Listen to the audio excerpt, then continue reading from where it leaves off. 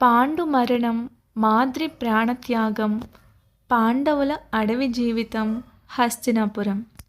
హిమాలయ పర్వతాల మధ్య ఉన్న ఆ నిశ్శబ్దమైన అడవుల్లో ఒకప్పుడు మహారాజుగా వెలిగిన పాండు ఇప్పుడు సాధారణ తపస్విలా జీవిస్తున్నాడు. రాజ్యవైభవం లేదు, సైన్యం లేదు, సింహాసనం లేదు. కానీ అతని మనసులో మాత్రం ఒక బాధ ఎప్పుడూ మండుతూనే ఉంది. అది శాపం. వేట సమయంలో ముని దంపతులను తెలియక చంపిన కారణంగా స్పర్శ కలిగితే ప్రాణాలు కోల్పోతావు అన్న శాపం. ఆ శాపమే పాండు జీవితాన్ని పూర్తిగా మార్చేసింది. ఈ 5 పిల్లల నవ్వులతో అడవి ఒక రాజభవనంలా మారింది. చిన్న చిన్న ఆశ్రమాల మధ్య వారు పరుగులు తీస్తూ ఆడుకుంటారు.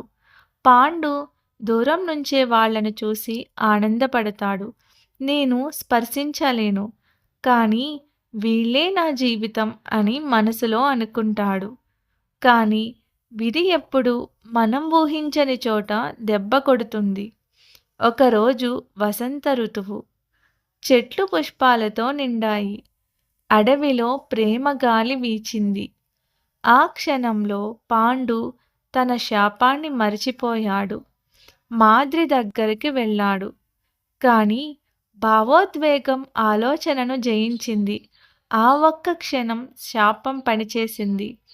పాండురాజు క్షణాల్లోనే నేలపై కూలిపోయాడు. అడవి ఒక్కసారిగా మోగబోయింది. పక్షులు ఎగరడం ఆపేశాయి. గాలి కూడా ఆగిపోయినట్టు అనిపించింది. మాద్రి పాండు శరీరాన్ని చూసి బోరున విలపించింది. ఇది నా వల్లే ఈ పాపం జరిగింది. కుంతి పరుగెత్తుకుంటూ వచ్చింది. ఏం జరిగిందో అర్థమయ్యేలోపే తన భర్త ప్రాణాలు విడిచిన దృశ్యం చూసింది. ఆమె మాట రావడం ఆగిపోయింది. మాద్రి లోపల ఒక అగ్నిగుండం మండింది. పశ్చాత్తాపం, భయం, పాపభారం. ఆమె కుంతిని దగ్గరకు పిలిచి చెప్పింది. అక్కా, నీవే నిజమైన తల్లి. ఈ పిల్లల భవిష్యత్తు నీ చేతుల్లోనే ఉంది. ఈ పాపంతో నేను జీవించలేను అని చెప్పి ఎవరూ ఆపేలోపే మాద్రి ప్రాణత్యాగం చేసింది. అడవిలో ఆ రోజు 2 మృతదేహాలు, 5 చిన్న పిల్లలు, ఒక ఒంటరి తల్లి. ఇప్పుడు కుంతి జీవితం పూర్తిగా మారిపోయింది. ఆమె పిల్లలను దగ్గరకు తీసుకుని వారికి తండ్రి మాట చెప్పింది. వారికి తల్లి ప్రేమ చూపించింది. అడవుల్లోనే పాండవుల బాల్యం సాగింది. యుధిష్ఠిరుడు చిన్న వయస్సులోనే సత్యం, ధర్మం అంటే ఏమిటో అర్థం చేసుకున్నాడు. భీముడు అడవిలోని జంతువులతో పోరాడుతూ అపారమైన బలాన్ని సంపాదించాడు. అర్జునుడు చెట్ల కొమ్మలతో విల్లు తయారు చేసుకుని లక్ష్యభేదం ప్రాక్టీస్ చేశాడు. నకులుడు, సహదేవుడు సేవాభావంతో, వినయంతో పెరిగారు. ఈ పిల్లలు సాధారణులు కారు. విధి వారిని పరీక్షిస్తోంది. ఈలోగా హస్తినాపురంలో వార్త చేరింది. పాండు మరణం, మాద్రి ప్రాణత్యాగం. భీష్ముడు తీవ్రంగా కలత చెందాడు. కురువంశ వారసులు అడవుల్లో ఉండకూడదు, వారిని హస్తినాపురానికి తీసుకురావాలి అని నిర్ణయం తీసుకున్నారు. దూతలు అడవికి వచ్చారు. కుంతి తన పిల్లలతో అడవిని విడిచిపెట్టే ముందు ఆ చెట్లను, ఆశ్రమాలను చివరిసారిగా చూసింది. ఇక్కడే భర్తను కోల్పోయింది. ఇక్కడే మాద్రిని కోల్పోయింది. ఇక్కడే పిల్లలు నవ్వారు.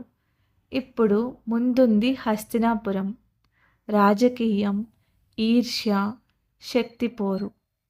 పాండవులు తెలియకుండానే తమ జీవితంలో అతిపెద్ద యుద్ధానికి మొదటి అడుగు వేస్తున్నారు. పాండు మరణం ఒక అంతం కాదు, మహాభారతానికి అది ఆరంభం. ఇది ఎపిసోడ్ 8. పాండు మరణంతో ఒక రాజవంశం ముగియలేదు. మాద్రి ప్రాణత్యాగంతో ఒక తల్లి కథ ముగియలేదు. అడవుల్లో మొదలైన ఈ ప్రయాణమే రేపు మహాభారత యుద్ధానికి పునాది అవుతుంది. పాండవులు అనాథలయ్యారు. కానీ విధి వారిని వీరులుగా తయారు చేయబోతుంది. వచ్చే ఎపిసోడ్లో హస్తినాపురంలో పాండవుల అడుగు, కౌరవులతో మొదటి చూపు, బాల్య విరోధం ఎలా మొదలైందో చూస్తాం. ఇంతటితో ఈ ఎపిసోడ్ 8 ముగుస్తుందండి. ఇంకా కొనసాగుతుంది. నమస్కారం. వీడియోని చివరి వరకు చూసినందుకు చాలా చాలా ధన్యవాదములు. జై శ్రీకృష్ణ.